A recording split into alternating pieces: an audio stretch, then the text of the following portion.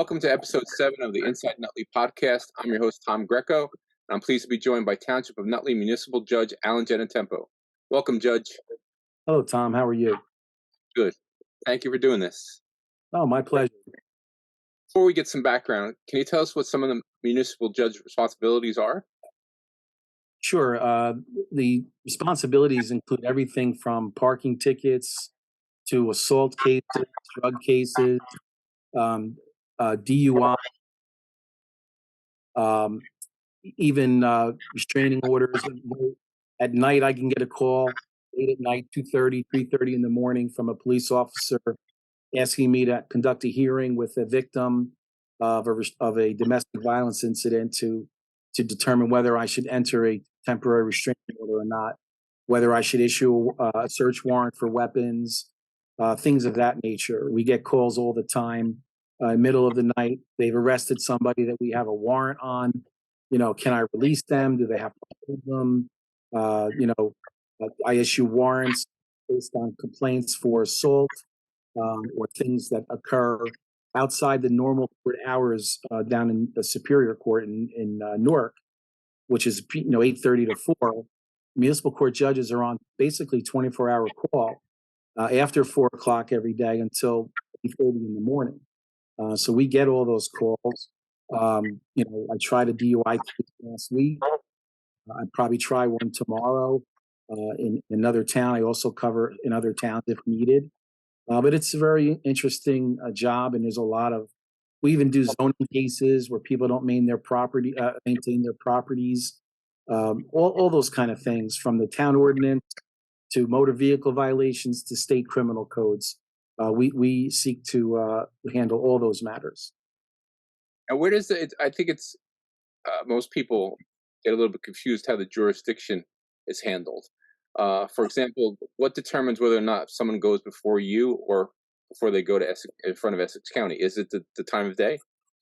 Sure. Well, it depends. So, for example, anything that's a fourth degree crime or higher automatically goes to the county, depending on the severity of the crime. If it's theft, if it's over a certain amount, it goes to the county. If it's a disorderly persons offense, we handle it in the municipal court. So anything from disorderly persons down, we handle in municipal court. A lot of times, a case that comes out as a indictable or a fourth degree crime goes to the county, and then they downgrade it and send it back to the municipality as a disorderly persons offense. So that's kind of how it goes. All traffic is handled in municipal court. All parking, all local zoning violations or ordinance violations stay in the town. But anything that's a crime, that's fourth, third, second, or obviously first degree, would go right to the county for the prosecutor to review. And once the prosecutor reviews it, he or she can then send it back down or keep it at the county, depending on the seriousness. So let's say, for example, there's a fight, okay? Generally, a fight would be considered a disorderly persons offense and could be handled in the municipal court. However, let's say one person hit their head on the curb and suffered a fracture of the skull. Now, with the seriousness of the injury, that can become a fourth, third, or second degree crime and would then be reviewed by the prosecutor's office. And then they would determine what happened with it. So that's kind of how the jurisdiction goes. They handle all matters between 8:30 and 4 when it comes to their matters. But let's say at 3 o'clock in the morning, the police get a call that a husband assaulted a wife or a wife assaulted a husband, and they want a restraining order. Then they want to file a complaint. The complaint, if there's physical injury, is going to go to the county, but we would have to handle the restraining order part of it. So I would actually conduct a hearing on the phone, swearing in the victim, asking them questions to determine whether or not there's what's called a predicate criminal act that gives reason to file a domestic violence restraining order. And that would be all the municipal judges in the state would handle those between 4 o'clock and 8:30 in the morning every day, and all 24 hours on the weekends, Saturday and Sunday. So it's a lot of time that is involved. It's not just the court sessions. We do spend a lot more time on it than people think. I think a lot of people, like myself, unfortunately, get their idea of what a judge does through TVs or movies. Is it like that? Sometimes it actually is. I'm sitting on the bench now, and I'll hear somebody say something and it'll remind me of something I heard or saw on TV. Even the My Cousin Vinny stuff makes everyone laugh. But as a lawyer, as a trial lawyer, I've used lines from Seinfeld, from My Cousin Vinny in front of a jury, and it just sort of naturally happens. And people laugh, and there's nothing wrong with that. A little bit of levity is not inappropriate. But no, it is a lot like TV in certain ways. We obviously, municipal court, we don't have juries. We don't have juries. It's not those kind of cases.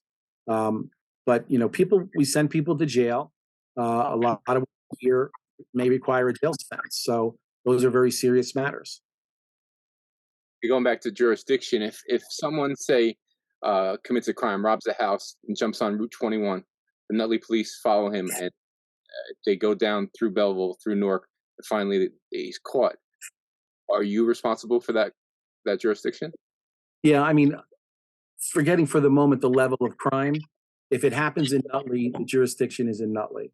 So the Nutley police would do the arrest, the Nutley police would process them. If it's a fourth degree or an indictable offense, it would go to the county. They would take the person directly to the county jail and then await a hearing by a state court judge. So if it happens in Nutley, it gets charged in Nutley, but it could ultimately get sent to Newark to the Superior Court. No matter where they end up being arrested, it comes back No to matter Nutley. where they end up being arrested, correct. Interesting. All right, let's venture away a little bit. Were you born in Nutley? I was born in Passaic General Hospital, but I've obviously spent most of my life in Nutley, living in Nutley, since I think I was 5 years old. My parents they were living in an apartment, and then they finally bought a house in Hetherington Road when I was just starting first grade. Where were you living before Nutley? My parents actually had their first house in Union Beach, New Jersey. And it's funny because, people ask me, why do you get involved in so many things? I've been on the Board of Ed. My mother was on the Board of Ed in Union Beach, and my father was in the fire department as a volunteer fireman. And we lived right across the street from the firehouse. So as a little kid, I actually saw my parents getting involved in the community, which, I think has always stuck with me. We only lived there a few years, I think maybe 3 years, maybe 4 years, because that's the only house they could afford at the time. And then they ultimately got saved up enough money to buy a house in Nutley where they wanted to go. And, we were here ever since. What what are some of your favorite memories of growing up in Nutley? I mean, that was a really cool time in the '60s and '70s. Oh man, Nutley was what a great place. I mean, first of all, I grew up on a cul-de-sac. My parents had a house on a cul-de-sac off of River Road, and we lived in the corner of a cul-de-sac. So it was like wide world of sports every single day. After school or during the weekends, the circle was kickball, wiffle ball, heaven. We paint the bases in the streets. All the kids in the neighborhood. Every night, the parents, especially in the summer and the nice weather, would sit on a different parent porch in the circle and have coffee at night while the kids were playing in the street. We had a pool, and all the kids would be in our pool. Um, Growing up in Little League over in the national field, playing football. I think for your uncles, I played, midget football or junior Raider football, and then baseball has always been a big part of my life. And playing high school baseball was, an absolute thrill and something that I never forget. It was so much fun. But Nutley, for me, has always been like a rock. I kid everybody. I say Nutley's the center of the universe, and it always turns out that somebody knows someone from Nutley. No matter where you go in the state of New Jersey, someone knows someone from Nutley, and it's pretty funny. But I remember my mother piling the kids in the station wagon, dropping kids off after practice or taking kids places. We did Cub Scouts, we did all that stuff. It was just, a great place. You could walk outside your house, you didn't have to worry about anything. Um, just a really, you ride your bike to the store. Your parents would give you money. You'd go to the store for them. Nobody worried about, getting robbed or not that happens now. Nutley still is like that, but I mean, the way the society is today, no one wants to let their kids go out of their sight, right? We used to go everywhere on our bikes. Nobody cared. Not that they didn't care, but we could go anywhere. It wasn't a problem. I just think society in itself, but Nutley is still a lot like that. I see the kids all around, but we could walk to school. We didn't have to get bused. It was great. That's one of the advantages of Nutley for sure. I remember. Well, I mean, you and I first met in Little League, actually, National Little League, opposing teams, of course, and I think we always beat you, but we won't go into that. I got to go to the record books on that. No, because I remember you and your brother Johnny were on our third half, and Johnny's I think a year younger than me. What are you, 2 years younger than I am? I'm 2 years. Yeah, I'm 2 years younger than you. So we always thought that like there at that point there was two other leagues in town, and we always thought we were the best, and we wore that on our sleeve, right? Exactly. Until they kicked our butts in the All Stars usually, but Yeah, usually the American League always kicks our butts. It's just amazing now, what, 50 years later, that that memory is so ingrained in your mind. It's those kinds of things that you remember growing up that you never forget, especially in a town like Nutley. true. I mean, not much has changed really. When you look around town, I don't really see a lot. I mean, there's a lot of improvements, and the town has done a lot of beautiful fields, and parks are great, and they're better condition than they ever were. But when we got them, they were better than they were the years before. I mean, the Owens Field was a quarry, right? Turned out to be the best fields clearly in town, one of the most used. We were on that field all the time, right? And 30 years before us, it was a quarry. So everything changes, but it really hasn't changed in my mind that dramatically. As you've mentioned, sports have always been an important part of your life. I know that you played high school baseball. What are some of your fondest memories from that time for Nutley High? Yeah, I mean, I also played some basketball, but I only played a few years. At my height, it wasn't really an advantage. But um, high school baseball, I mean, especially playing with some of my best friends that I'm still best friends with, the Gene Amors and MacGyvers, and so we had a reunion, our 40th reunion a couple months ago, and a lot of guys from the team were there, and it's just so much fun. We weren't very good, honestly. We were not. We were playing with 500 team, but we had Carmen Lema as our coach, and he was so much fun. The memories that good and bad that he gave us are emblazoned on my mind, and I'll never forget those years. It doesn't matter whether they're good or bad; they're going to always be remembered, and that's what anybody that's played sports in Nutley, anybody, not me, not has those kind of memories. Joe Scarpelli always says, it's not about the wins, it's about your teammates, right? You'll always remember your teammates. You won't remember what games you won or lost, unless you have a superior, championship team. It's your teammates that you'll have forever. And he's right about that. About it. That's really what it's all about. And I was really blessed to be able to play. My brother John played football. My brother Steven played baseball. We all had that experience, which we'll never forget. Yeah, right? And I think that's another thing that those of us have gone through Nutley growing up and through the school system. It wasn't only the coaches; it was the teachers. There was always, you always had at least one or two teachers that would, to this day, 40, 50 years later, you still remember the effect and the things that you said, whether good or bad. They taught you a life lesson in some way or shape that has stayed with us for decades later. I mean, what more could you ask from growing up in something like that? I mean, we had some amazing teachers in the high school. I don't mean to just focus on sports, but high school, you talk about a Brian McGinley teaching ancient history, and Parsiak and Dr. Fusello, fantastic history, you know, the math department and Toby Diambo and all those guys, and, it's just, they're superior people. They're all retired now, of course. And I remember being on the board of ed and Brian McGinley was retiring, and I begged him. I said, "Look, I don't have a lot of authority, but is there any way we can get you to teach one class?" Like it was in college. And he said, "Alan, it's time for me to go." But no, the academics were just as important, probably more important, and helped me get into college, get into a good college. So where'd you go to college? So I went to Seton Hall University in South Orange, majored in sociology and criminal justice with a minor in English. That I graduated in '84 from there. Did you always know you wanted to be a lawyer? I got to say, since probably middle school, I wanted to be a lawyer, and I'm not sure why, and what got me to think that way, but I was kind of focused on that from that point. I probably should have majored in something else in hindsight.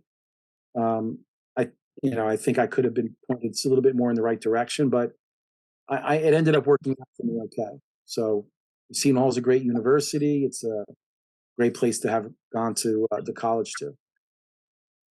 And then law school, where did you go?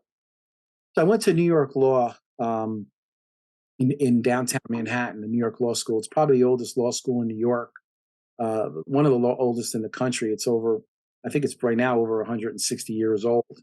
Um, and it's funny, when I was in college, before college, I worked at Washington Pharmacy in Nutley, which was my parents' friends. And when I was in college, I worked there. And I've always worked while you're in college. You got to pay your own way. Parents were not wealthy or had a lot of money. And when I went to college, I worked at a law firm that my aunts worked at. They got me a job at a law firm in Roseland. And I was, I do everything from answer the phones to do deliveries to do document productions. Like even I would be the guy who would fix things, because they knew I could fix things. Um, and I really learned a lot. And I would go back and forth to Seton Hall up 280 and back, you know, every day during college, and I earned money and I learned a lot. And one of the attorneys there was a professor there, and he got me interested in New York law, and he helped me get accepted. I mean, I applied and I got accepted to a few law schools, and I decided I wanted to go there. I wanted to be admitted in New York and New Jersey. I wanted to have the opportunity to be admitted in both, and that's why I picked New York over everybody else. So, So you graduated law school. Did you immediately get hired by Pyrozina? so when I was in law school, I was working at Pyrozina when they were on Franklin Avenue as a law clerk. So we would do writing research for the lawyers, and I knew right away that I wanted to stay there as an attorney. And when I graduated in '87, I went to a clerkship in the Passaic County Superior Court before a Judge Salerno for a year. So you basically work for the court, you're an employee of the court. And then once you get done for that year, then you look for a job. At the time, Mr. Jim Pyro, who's been my mentor since I've been in the law profession, um, asked me to, obviously gave me a job offer, and I've been here ever since. So, um, that was 1988, and I got married that same year. So it was a big year for me. But yeah, that's how it all got started. And what year did you become a partner? 5 years later, in '92, I became a partner. 92, '93, and at the time it was Jim Pyro, Frank Zinna, Andy Cifelli, Dave Paris, and John Gryward at the time. You remember Mr. Gryward. And then I was the fifth partner, and we had a couple associates. And now we've grown. John passed away, but we've grown to 13 lawyers now. We're right still here in Nutley. We do a lot of different things, and we got a great group. No one really leaves here. They don't leave. Jim Pyro is going to be 80 years old. He's still practicing. Any memorable cases that come to mind? Oh, oh yeah. I mean, probably my most memorable was the case involving Andrea Bocelli, where I had to go to Italy to take his deposition with my client. My client, who was a Nutley person, I won't say names, of course, was one of the people most responsible for bringing Andrea Bocelli to North America. Andrea Bocelli is one of the most famous opera singers in the world. He lives in Italy. He's from Italy. As you see now, his son and daughter sing with him. And at the time, he was well known in Europe, but he wasn't very well known in the United States. So our client was who was Italian, spoke Italian, had a lot of contacts in Italy. Uh, Made a joint venture with some other partners to bring him here. And once he started coming to the United States and North America, he exploded. And my client was one of the four partners, and he felt that he wasn't getting his fair share. So we filed the lawsuit against the other partners, and it ended up, Andrea Bocelli was in the middle of all of it, and we had to go to Italy to take his deposition, and it was quite a scene. I actually have the transcript in my office, so no one can say I'm not telling the truth about it. But it was a very memorable moment, and we ended up winning that case, and it was very beneficial to my client.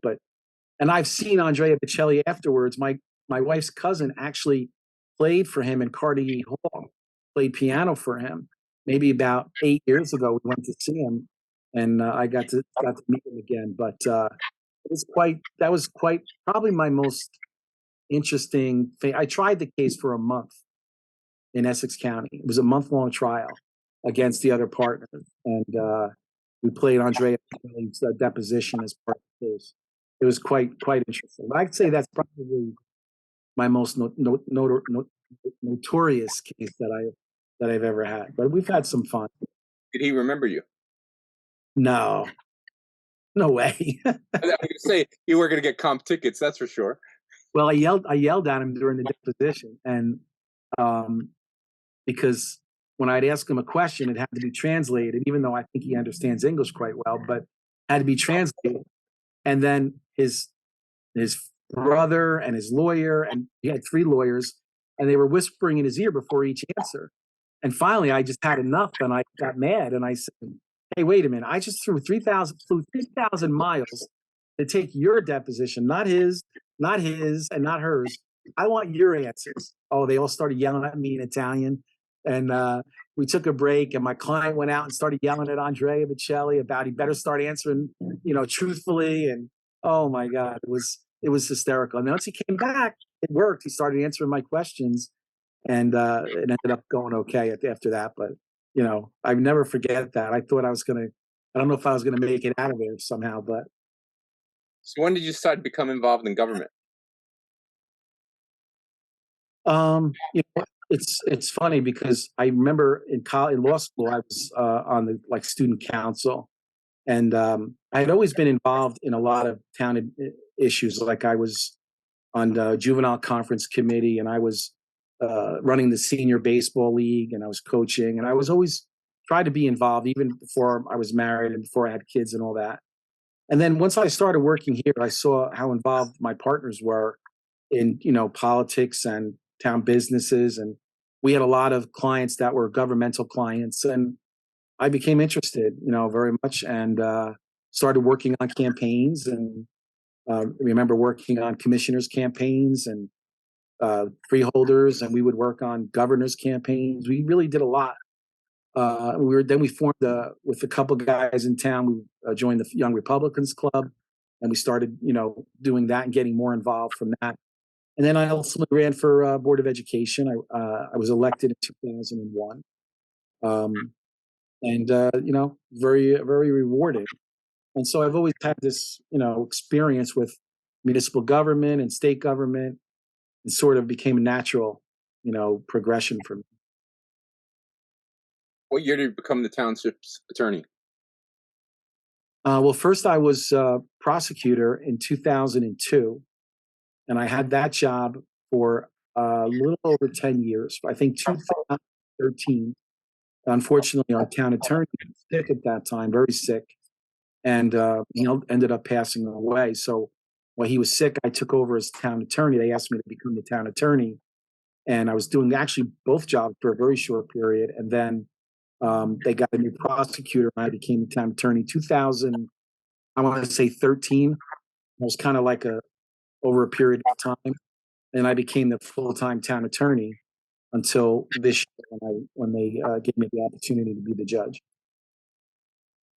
Quite a lot of big changes occurred while you were in that role. Which ones were the most difficult? I think the announcement that Roach was leaving um, really set so many things in motion. Not in always in a positive way, and it was a real challenge as a town attorney with, frankly, not a lot of experience as a town attorney. Um, and there was a lot of learning on the fly, relying on people with more experience than I. But that was a real, sort of a gut punch to Nutley. And at that time, it was why the other town attorney was still involved. Kevin Harkins was when he was getting sick. Unfortunately, he was in the middle of that in the beginning, and I jumped right in and took over. And it was very, very rewarding, difficult at the same time. And I think the commissioners did everything they could under the circumstances to come out with a good outcome. And I think they will and are. But it was very difficult. It was a tough. Town attorneys deal with so much that you sort of forget. Like we dealt with the first aid squad, right? there was always some type of an emergency, that came up that you'd have to jump on and handle as best you could. And being a lawyer with a firm like mine that has a lot of experience in different areas was very helpful because I always had someone to ask, someone to talk to. But um, there was a lot of things. Town of Nutley is a unique form of government with a commission form of government. And usually you would have a town administrator or town manager running the town for the council. Nutley doesn't have that. Most commission form of governments do not. And there's only maybe, I think there's 7 or 9 in the state still. It's a very effective way to govern because every commissioner is responsible directly to their own department. But it also sometimes has its challenges. And as an attorney, when you don't have a town administrator to rely upon, it's usually the town attorney and the clerk that has to deal with things that they would not otherwise deal with if there was a town manager. So that was a challenge, and one I had to learn how to do. But I got to work with really great commissioners, and you know, it was really a great time for me. Difficult, a lot of time spent, a lot of times full time, but very rewarding, very interesting. I do miss the action a little bit from that end, but uh, I sleep a little better at night now, I think, than I did before. Is there one project or incident that you're most proud of in that time?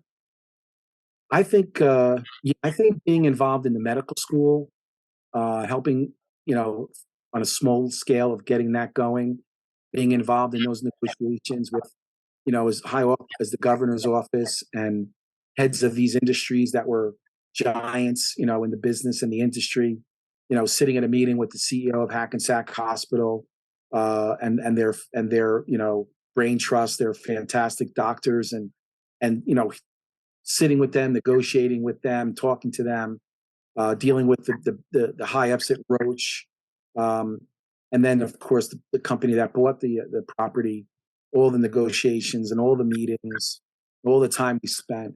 I'd have to say was challenging yet very rewarding, and I think it'll be something that we would be proud of in the future, very much so, when this is finally finished, and it will get finished at some point. How does one become a municipal judge in Nutley? You got to know the mayor. um, you got to be a lawyer, and uh,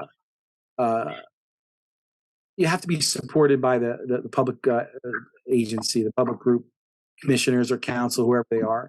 And then not only the mayor nominates the judge, and the commissioners vote on it. And you get a 3-year term, and then they have to renew you after 3 years. So I'm on my trial run, I guess. I'm finishing up Judge Cacciola's term, and then I think that's till 24, and then they'll have to decide if they're going to reappoint me or not. But it's really a political appointment. As you said, you followed the former judge, which is former mayor Joanne Cacciola. Did she give you any advice? Yeah. Um, One of the best pieces of advice she gave me was, when you hear a case, make a decision and don't look back. You know, use your gut, use your knowledge, experience, but don't overthink anything. Make your decision, put your decision out, and everyone will have to deal with it. As long as you do it to the best of your ability, you'll never have a problem. And I take that to heart because I've already had to make some decisions, that were somewhat heavy duty, that affect people's lives, and you just got to make them, and to the best of your ability. And so far, I think it's going okay. You've been in the role for less than a year. What's been your biggest challenge? Uh, the biggest challenge is post pandemic. Um, how do I say this? Apathy sometimes to people towards the court system. I think, when I say the old days, when I was prosecuting in 2002 to 2013, you know, if you came to court, you were, maybe you didn't have a suit on, but you wouldn't look like a slob. You wouldn't have a hat on. You wouldn't be disrespectful. Now with Zoom, you know, people come on with hats and T-shirts. I can't tell you how many times already in the like 10, 12 months I've been doing this. People come on Zoom with no shirt on. I'm not kidding you, no shirt. And I'm like, excuse me, do you have no shirt on? And they're like, oh, is that a problem? I go, yeah, we're giving you the benefit of not having to come to court by, and you don't even want to put a shirt on. I mean, if you were in court, would you have a shirt on? And they'd say, well, yeah. I said, well, then put a shirt on. Like, I just feel that, and we're coming back into person now. More people, we were requiring more people that this is the direct court, it's not me, to bring people back into the courtroom. So that's going to stop, over time. I think the biggest challenge is uh, DUI cases. They're very complicated. They have huge ramifications for people. The penalties have been lessened over the years for those offenders, but it's still a very significant thing. And there's a lot of it than I think there would be with Uber and Lyft and all those alternative ways of getting home. I can't believe still how many people get caught DUI. But that's sad. I have a tremendous staff, courthouse, four ladies who are amazing. They do a great job, and they make it very easy for me. I just go on the bench and I get to do my thing, and they're really amazing. So that makes it very easy. So Judge, are you ready to do some word association? ready. All right, I'll say a term or a few terms, and I just give me what you first think of. Okay. Yeah. Redevelopment. Necessary evil. Difficult time. No, difficult thing for a small town like Nutley, but if you don't move forward, you can't stand still. You have to progress. You have to raise taxes. You have to raise tax revenue. Excuse me. And so the only way to do that is through development. And Nutley's got very limited space other than the Roach property. Now that ITT was developed, so um, I think it's important. It's just a very difficult thing for people to get used to. They don't like change. And I think we both remember when ITT moved out and and Cambridge Heights was being talked about, and what we were. It's kind of deja vu because we're all like, oh, it's going to ruin the town. We're all gonna. It's gonna the tax to go through the roof. And really now nobody ever thinks about that anymore. It's a nice little village down there. It's a beautiful village. Um, Yeah. and it's added to the town. It really has. I think people sometimes lose sight or aren't aware or just they're accustomed to Cambridge Bridge always being there. Cambridge Heights always being there when it wasn't. And for those of us who lived through that, that's a perfect example of what redevelopment can do to benefit the town. And it's had a hugely positive effect on the tax ratables in Nutley. I think if that development didn't get built, people in Nutley would be paying a lot more taxes than they're paying now. So Jerry Tolvey. uh, hard to say. So many things about him that go to my head. One of the basketball, basketball. I used to go to his house. His brother and I are best friends, and he would challenge me to a shooting contest, and he'd give me 20 and play me to 21 and beat me every time. Um, Traveling to Wildwood, just an awesome guy, but awesome character, and you know, very sad still about everything. Think about him a lot, a lot. For the small amount of people who don't know who Jerry is, how would you describe him with regard to Nutley? He's a Nutley icon. I mean, I think he needs to go into the Nutley Hall of Fame. Honestly, I mean, he's played more events.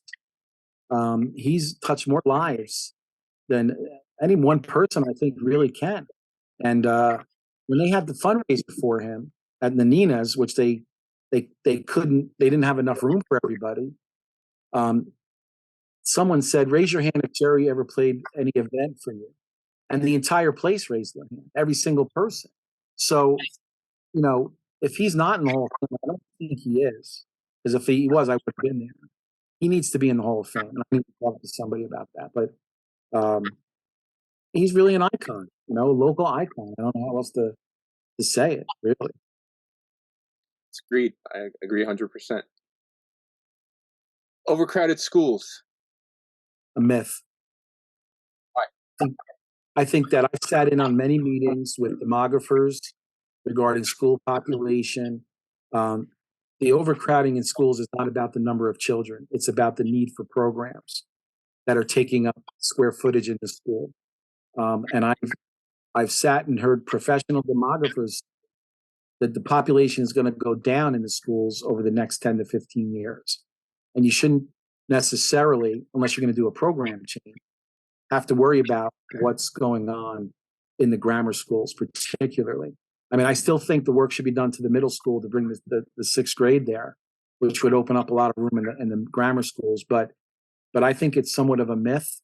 And I think the issue of development causing overcrowding in schools, in my opinion, based on me sitting in on meetings with professionals, professional developers, professional engineers, and planners who deal with this stuff every day, that there's no boogeyman in development that's going to ruin the school system.